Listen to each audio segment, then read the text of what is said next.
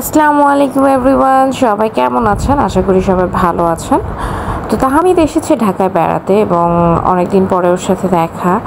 তো রাতের বেলায় আমরা সবাই একসাথে আছি আর নাইটে বাইরে যাব না, এটা কি হতে পারে? এটা কখনো সম্ভব না।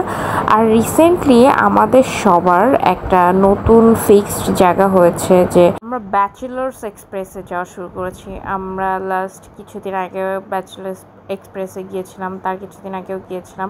ওখানকার চাটা আমাদের খুবই ভালো লাগে। তো ওখানে যাওয়ার আগে আমরা একটু গুলশানের ওখানে একটা ফার্মেসিতে দাঁড়িয়েছিলাম, ভাবে কিছু ওষুধ কেনার ছিল। তারপরে ফার্মেসিতে আমরা এমনভাবে শপিং করছিলাম যে আমরা কোনো শপিং মলে চলে এসেছি। তারপর আরও কিছুক্ষণ দুষ্টামি করলো। তারপর তাসু কিছুক্ষণ বাদাম নিয়ে এটা ওটা নিয়ে গবেষণা করছিল। আর আমাদের আরিয়ান যেখানে যাবে সেখানে সবার অ্যাটেনশন পাবে, এটাই স্বাভাবিক। আর এখানে তাসু বাদাম নিয়ে যে কি করতে চাচ্ছে বলতে পারছি না, হয়তো বাদামের ভ্যারিয়েশন দেখছে, খুব গবেষণা করছে, করার পরেও ফাইনালি একটা বাদাম সিলেক্ট করবে, এরকম কিছু একটা।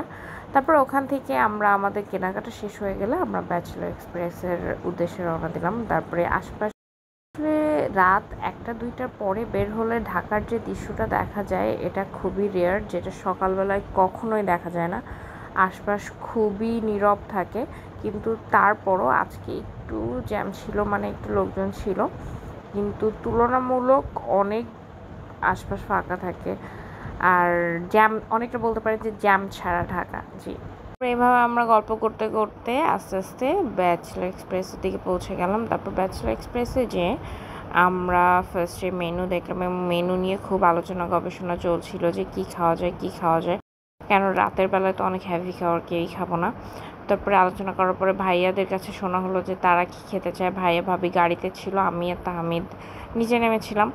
তো তারপরে আমরা যে বসার পরে আমরা একটা মিট বক্স অর্ডার করেছিলাম, তারপরে লেমনেড, তারপর মজিটো, তারপর আরও বিভিন্ন ধরনের ড্রিঙ্কস। মানে যেহেতু প্রচুর গরম পড়ছে তো চা ওইভাবে আমাদের খেতে ইচ্ছা করছিল না, কিন্তু তারপরেও আমরা একটা চা অর্ডার করেছিলাম এবং তারপর আমরা খাওয়া দাওয়া করে আস্তে আস্তে বাসায় চলে এসেছি।